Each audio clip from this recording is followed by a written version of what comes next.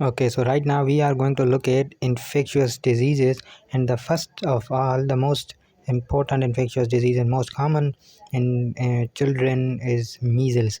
So, infectious disease which occurs most commonly, and that is one of the diseases is measles, and the infective agent of causative agent of measles is RNA paramyxovirus. Its incubation period is 6 to 19 days. Mode of transmission is through respiratory droplets. Measles is transmitted through respiratory droplets.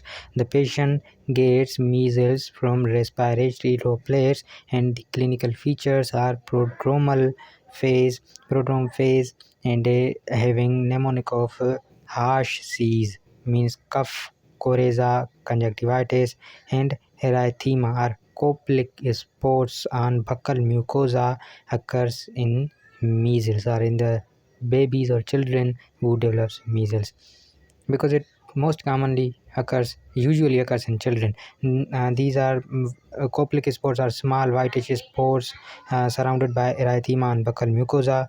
They are pathogenomic findings for measles.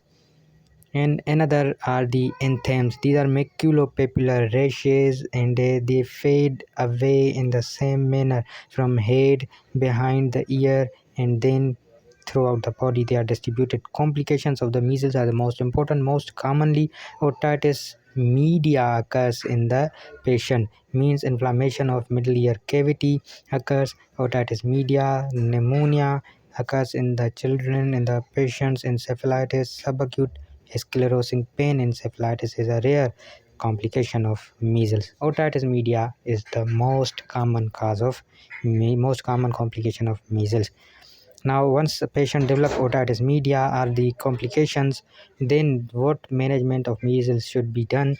First of all, supportive management should be given. Vitamin A treatment is given in form of capsules, and vaccination should be given in human immunoglobulins